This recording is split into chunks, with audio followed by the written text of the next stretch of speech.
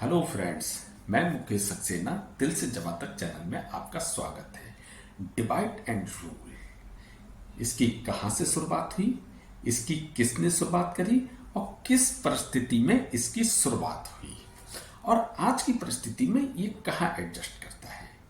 दरअसल divide and rule की policy जो है वो अंग्रेज हमारे देश में लेकर आए थे। जब 1857 की क्रांति हुई थी तो बहुत सारे राजा महाराजाओं ने मिलकर अंग्रेजों के विरुद्ध युद्ध छेड़ दिया था अपने देश को स्वतंत्र कराने के लिए। इस युद्ध से एक समय अंग्रेज इतने भयभीत हो गए थे, उन्हें यह तक लगने लगा था क्या हम अपने देश कभी वापस भी जा पाएंगे। लेकिन फिर उन्होंने अपने बुद्धि और विवेक का इस्तेमाल करा, अपनी कूटनीति का इस्तेमाल करा और एक राजा को दूसरे राजाओं से के बीच मतभेद पैदा करना शुरू कर दिए, उन्हें आपस में लड़ाने की कोशिश करना शुरू कर दी। जो कोशिश उन्होंने शुरुआत की थी वो थोड़े समय बाद ही वो रंग लाना शुरू कर दिया। यानी एक जो आपस में मिलकर लड़ रहे थे, हल्के हल्के वो युद्ध जो था, जो 1857 की क्रांति जो हुई थी, वो के राजा जो अपने देश को लड़ाने के लिए जो युद्ध कर रहे थे वो केवल अपने हित को साधने के लिए युद्ध करने लगे थे, क्योंकि अंग्रेजों ने जो एक दूसरे में भावनाएं पैदा करना शुरू करी थी उसका असर कहीं ना कहीं दिखने लगा था। वो युद्ध कहीं ना कहीं भटक चुका था जो स्वतंत्र कराने के लिए युद्ध हुआ था, और उस युद्ध में कहीं ना कहीं अंग्रेज जीत तो गए थे लेकिन वो अंदर तक हिल गए थे कि इस बार तो किसी तरीके से हमने अपनी किस्मत का सहारा लेके या अपनी बुद्धि विवेक का सहारा कर लेके हमने इस युद्ध को तो जीत लिया।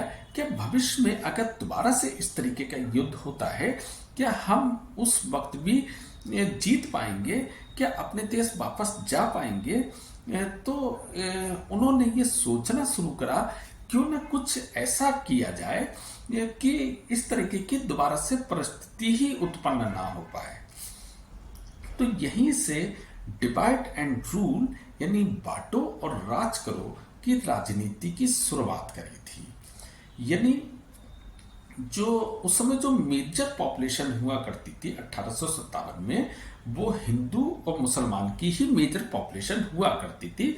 उन लोगों में एक भावना शुरू करी, जैसे जो धनवान लोग थे उन लोगों को यह कहना शुरू कर दिया कि आप छोटे लोगों का, यानी जिसका जो कर्म के आधार पे अपना काम करता था या योग्यता के अनुसार वो अपना काम करता था, जैसे कोई अगर सफाई करने वाला है या कूड़ा उठाने वाला है या नाली की सफाई करने वाला है, तो उसको धनवान व्यक्ति को ये कहना शुरू करा क्या तुम इसके हाथ का छुआ हुआ पानी अगर पी लोगे या इसका छुआ हुआ हाथ का तुम खाना खा लोगे, क्या तुम्हारा धन भ्रष्ट नहीं हो जाएगा।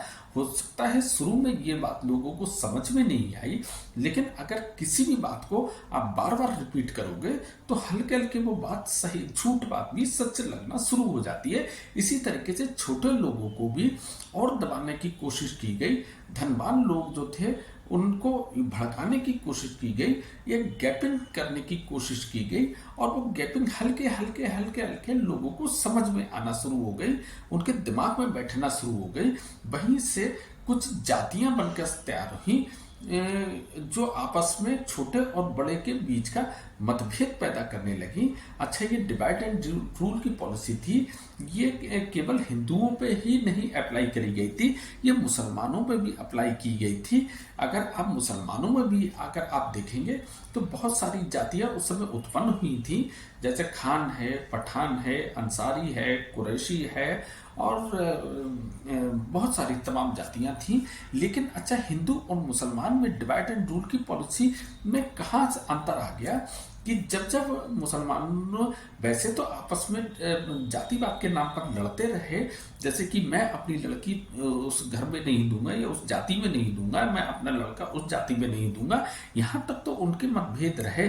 लेकिन जब धर्म के नाम पर उनकी बात आई तो वो सब एक हो गए। लेकिन हिंदू धर्म जो थे वो बहुत ज्यादा डिवाइड हो चुके थे, वो आपस में तो जातियों के नाम पे लड़ते रहे, लेकिन जब धर्म की भी बात आती थी तो वो फिर भी एक नहीं हो पा रहे थे।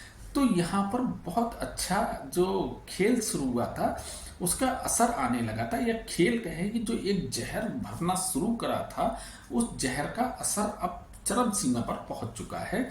उसकी शुरुआत जो हमारे देश में जो असली शुरुआत हुई थी, जब अंग्रेज तो जो 1857 की क्रांति से और उस जैसी दूसरी क्रांति ना हो, इसके लिए इस पॉलिसी की शुरुआत की थी।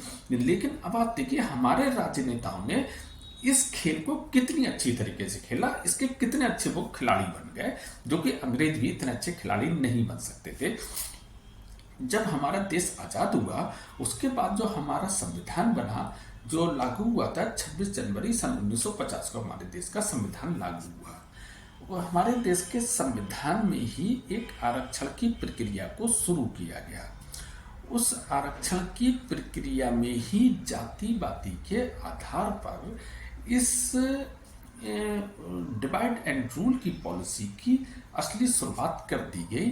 यानी आप इस जाति के हो तो आपको ये विशेष प्रकार का अधिकार आपको मिल जाते हैं, और आप उच्च श्रेणी के हो तो आपको ये अधिकार नहीं मिलते हैं। क्या जाति के आधार पर आरक्षण होना चाहिए था?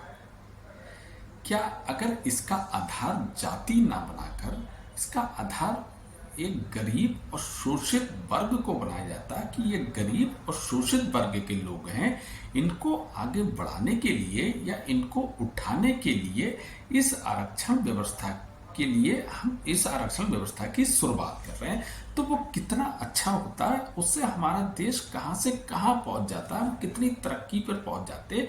क्योंकि जितना भी जो गरीब वर्ग होता, जो शोषित वर्ग होता, वो सारा का सारा ऊपर चला जाता, और ये जो जातिवादी है ये एक समय खत्म हो जाती। जैसे मान लीजिए, इस आरक्षण के पहले मैं नुकसान दिखाऊंगा क्या है। जैसे मान लीजिए मैं एक जाति विशेष का व्यक्ति हूँ, जो मैं SC ST या OBC में मैं आता हूँ, ठीक है। मुझे उस आरक्षण का लाभ मिलकर मैं कोई बड़ा ऑफिसर बन जाता हूँ, इनकम टैक्स कमिश्नर बन जाता हूँ, या UPSC का एग्जाम देके मैं IPS या IAS बन जाता हूँ, यानी DM बन जाता हूँ, और अब मेरे बेटे को भी उस आरक्षण का लाभ मिलेगा क्योंकि उसने उस जाति में पैदा हुआ है। जबकि होना यह चाहिए था कि जो शोषित वर्ग है उसको आरक्षण मिलना चाहिए था। जब उसको उसके लाभ से कुछ उसको रोजगार मिलता, यानी उसका स्तर ऊपर बढ़ जाता, तो फिर उस अगले वाले का नंबर आ जाना चाहिए था जो उसका अधिकारी है। यानी इस तरीके से हर व्यक्ति को ऊपर उठने का एक चांस मिलता, चाहे वो किसी जाति, किसी धर्म, किसी विशेष का होता।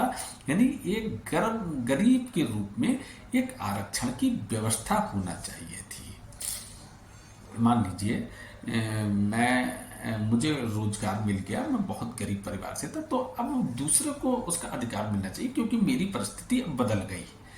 लेकिन नहीं साहब, ये जो एक जहर बोया गया था वो लगातार लगातार लगातार चलता चला जा रहा है।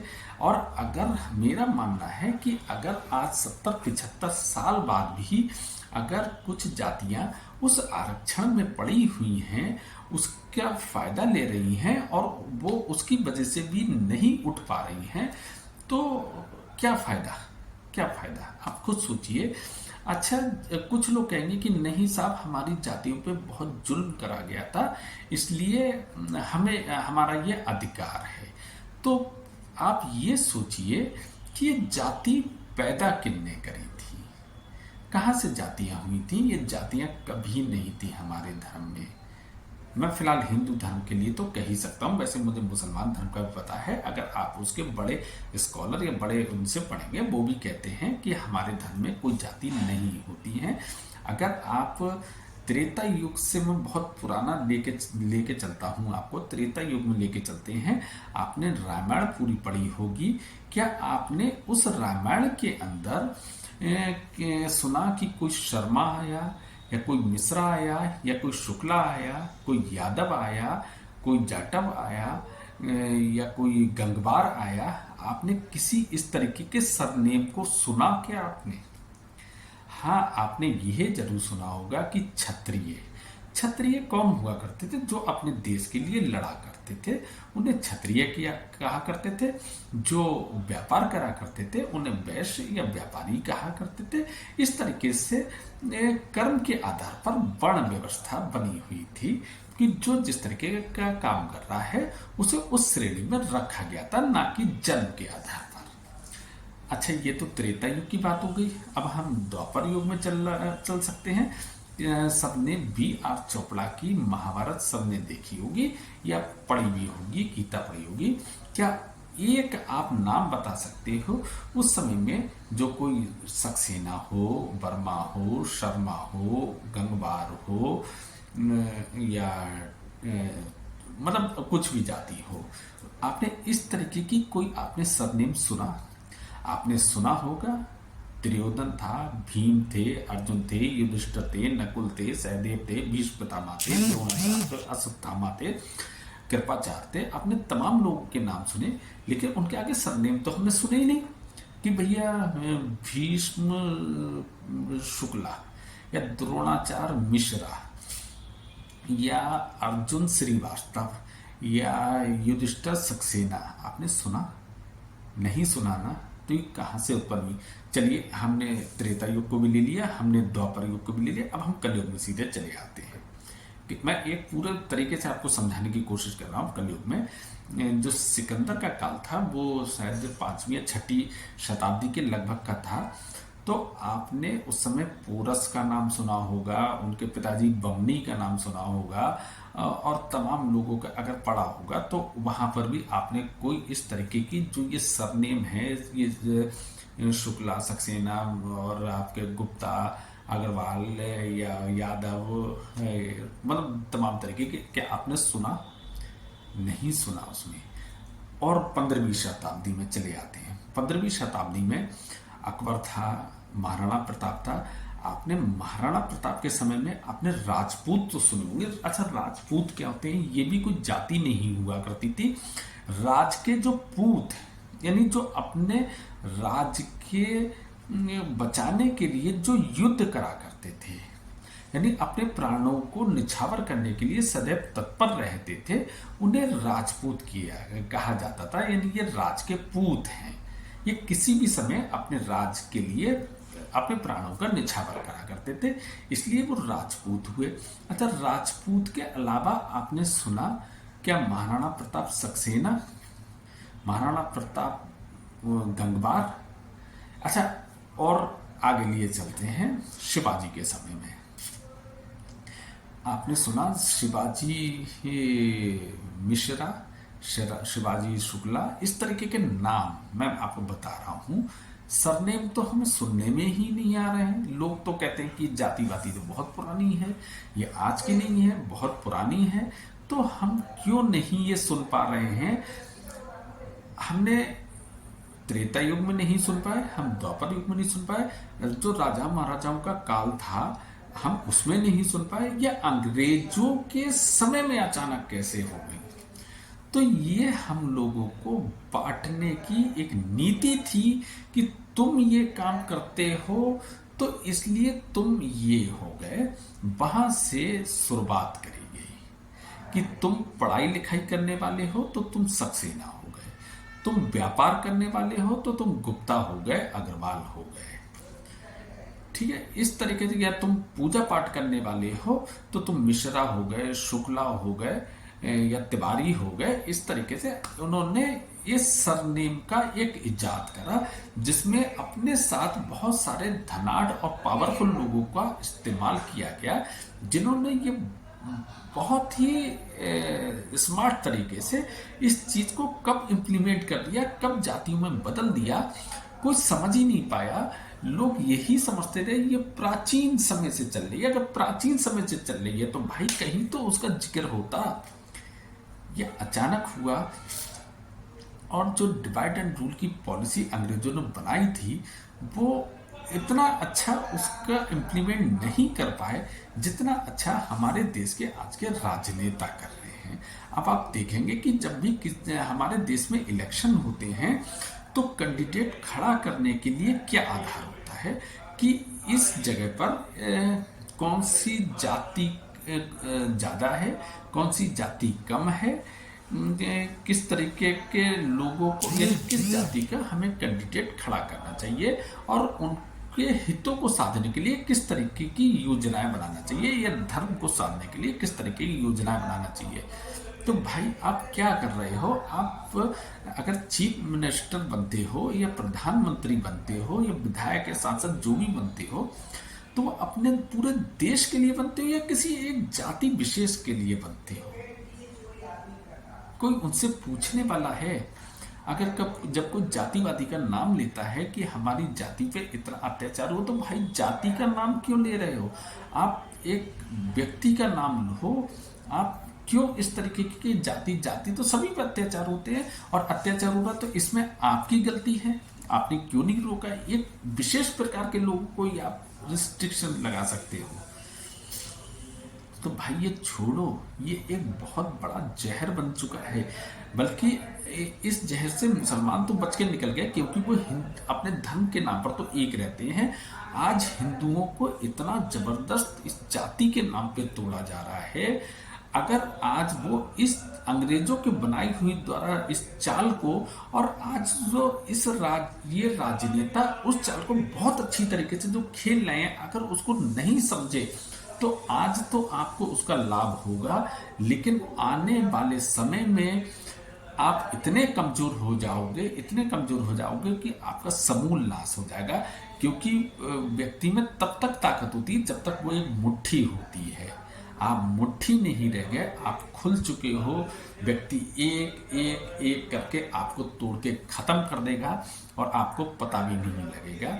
जैसे ईरान का नाम किसी टाइम में पर्शिया हुआ करता था और उनमें भी क्या हुआ, वो समय रहते कोई एक्शन नहीं ले पाए और उनके देशी को नहीं छीन लिया गया बल्कि उस देश की पूरी पॉपुलेशन को ही खत्म कर दिया गया।